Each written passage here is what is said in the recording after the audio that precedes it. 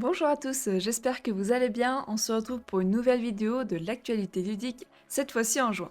On commence par la sortie prochaine de Break the Cube.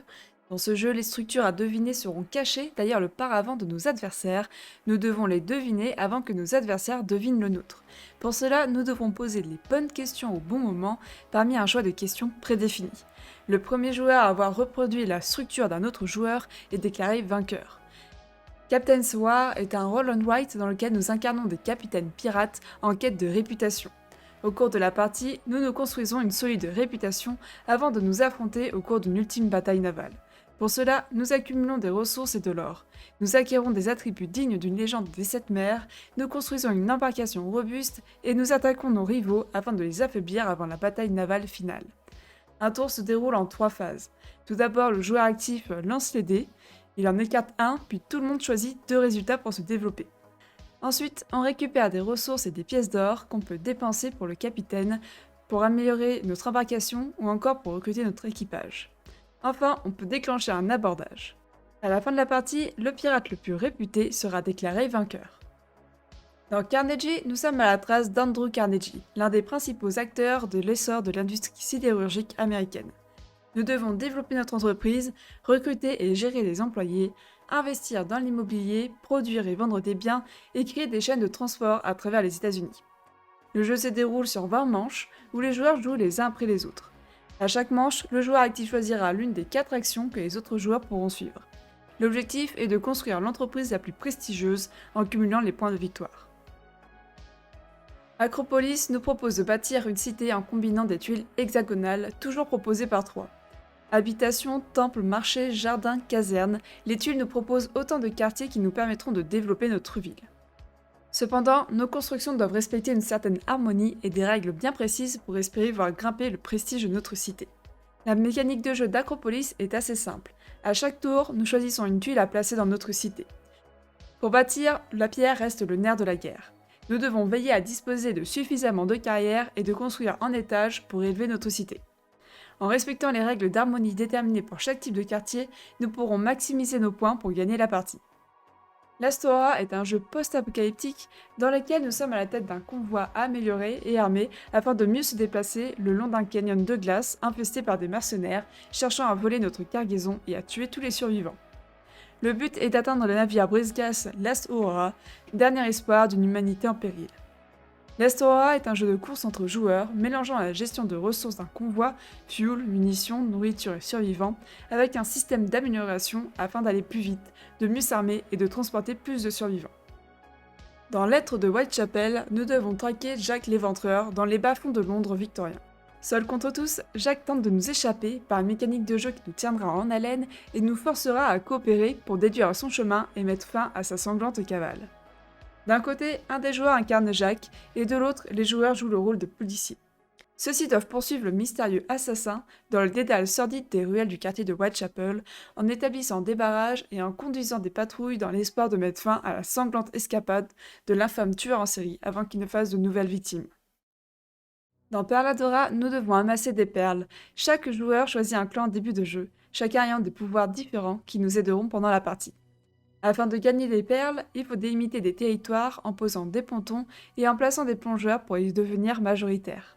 Pour gagner, nous devons anticiper, mesurer les conséquences et les risques, évaluer la démarche de l'adversaire et ne pas hésiter à bluffer. Ce jeu est compétitif à 2 et 3 joueurs, puis se joue en équipe lorsqu'il y a 4 joueurs. Dans Ireland on Sea, Bestiole en guerre, 2 joueurs se disputent le contrôle de chaque théâtre de guerre en jouant des cartes et en utilisant stratégiquement leurs capacités spéciales pour gagner des batailles. Celui qui gagne le plus de points de victoire sur plusieurs batailles remporte la guerre. En tant que commandant suprême, nous devons déployer avec soin nos forces sur 3 théâtres de guerre possibles, air, terre et mer. L'ordre dans lequel nous jouons nos cartes de bataille est crucial, tout comme la façon dont nous les jouons.